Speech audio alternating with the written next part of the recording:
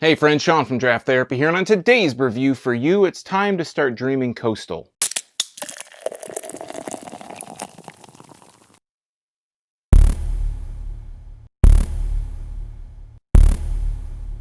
Coastal Dreams is a 9% double New England style IPA from New Holland Brewing in Holland, Michigan. Coastal Dreams is the second release of New Holland's Brewers Best Series, the first being Poet's Brunch Stout, which I covered a few months back. You can find a link in the description below or maybe up in the corner here. New Holland says that over 4 pounds per barrel of Denali, Simcoe and El Dorado hops make this double New England style IPA the juiciest IPA they've ever canned, with notes of pineapple, mango, and grapefruit. Now, this was just released on May 22nd, so we're going to take a look at the label, we're going to get it into a glass, and I'm going to let you know if this is worth your coin. And just to mention, if you want to see more videos like this twice a week, consider subscribing and clicking that bell to receive notifications when these new videos come out, and you will be the first to see these. So let's take a look at the label here. On the front here, it's just like the Poet's Brunch Stout. It has a white stripe across the top with an orange stripe across the middle, and then a design below it that kind of has elements of what's in the beer, but we're going to start at the top. It says number 2, because this is the second in the Brewers Best Series, Coastal Dreams, double dry hopped, double New England style IPA. Underneath that, we have the Brewers Best Series logo. We have a green background with some green leaves, little slices that look like probably citrus, like a pineapple or something like that. Across the bottom, it says double New England style India Pale Ale, 1 pint, 16 fluid ounces, 9% alcohol by volume. And then on the back, it says number 2, Brewers Best Series, fruit forward, fresh, and full of flavor. This double dry hopped, double New England style IPA packs a juicy punch. Each sip is easy on the bitterness and heavy on the citrus. Pairs well with good friends and lazy summer afternoons. Limited release, premium and unique. Our brewers explore and experiment with different flavors and premium ingredients so that each sip tells a story of creativity and craft that's meant to be shared. From our hearts to your fridge, this is Brewers Best. NewHollandBrew.com. Then it has some government warning information. Brewed and canned by New Holland Brewing Company in Holland, Michigan. A recycle symbol and the New Holland Brewing logo. So yeah, this is the first time that I'm noticing anything that it says what to pair it with. This one just says pairs well with good friends and lazy summer afternoons. They used to do that with all the Dragon's Milk cans or all the bottles. They don't do that anymore for some reason, but they've really kind of slimmed down the label. And on the bottom here, this was canned on 5/19, May 19th, 2020 at 7:57. I'm guessing in the AM. I just bought a single of this because I wasn't sure how it would be. This cost me $4.09. So let's go ahead and grab a Tiku glass here, and we're going to crack this open and give it a whiff. Ooh, bubbling. All right. Let's take a whiff here. I'm getting a bit of a citrus, like almost a perfumey kind of citrus, but a sweet smell in there as well. But I'm putting my nose right up in that, so I'm not getting a whole lot going in there. So let's go ahead and pour this. Very yellow out of the can, not as hazy as it's a little less hazy than I would expect. It is very yellow, and collecting in the glass itself is a bit more of a orangey, kind of amberish color. Maybe not quite that dark, but it's a little bit more orangey than anything else. And I got a really nice head here, maybe about 2.5 fingers worth. Really compact, really dense, really tight bubbles. It looks really good. So let's go ahead and hold this one up to the light. And yeah, I'm getting a lot of kind of sediment floating in there. It's just kind of slowly swirling around. I'm not getting a lot of notes of like carbonation rising up from the bottom or anything. It's really just a lot of sediment that's just settled in there.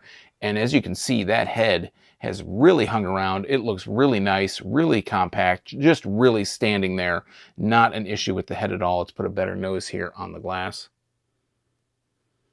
Again, like I said, I'm getting almost a bit of a sweet citrus aroma in there. Not getting any dank notes, not really getting a lot of really big notes here, just a kind of underlying sweet aroma in there, and that's really intriguing. So I'm really, ready to give this a try. So cheers.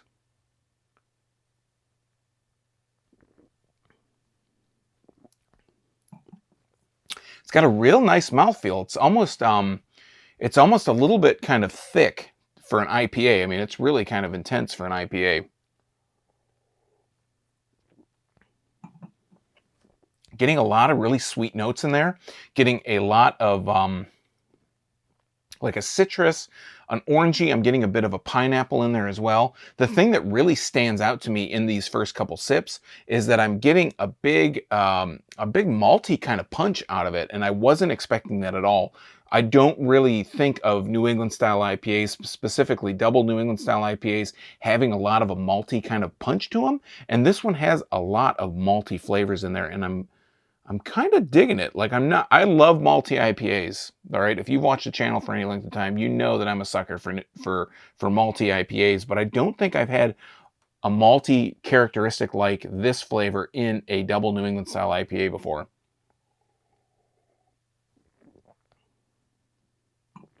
And I gotta say, I'm kind of digging it. The aftertaste, after that kind of citrus up front and after that malty flavor, the aftertaste is very sweet. It's very reminiscent, especially right there, of pineapple juice. And I think what's kind of crazy is I'm almost like, I think it's the 9%, like the higher ABV, that's really mixing in with that kind of, with the maltiness and with that pineapple flavor that really enhances it. So the first drink I had, I noticed the aftertaste felt almost like a stinging sweet alcohol kind of flavor, but on subsequent drinks, I'm not picking up so much on the alcohol, but I'm picking more up on that pineapple flavor. And I think that pineapple flavor kind of helps boost up that sweet alcohol bite that's in there.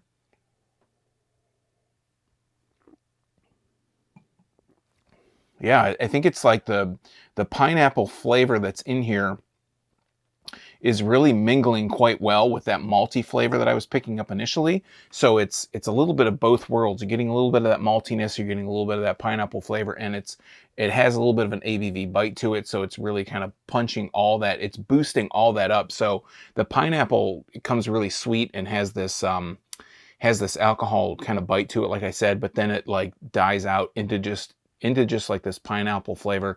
And the aftertaste is the only place I'm really getting any bitterness, and maybe at the peak of the flavor right as that pineapple comes through, but it's all mixed so well together that it's really jiving together really well. So let's get one more taste here.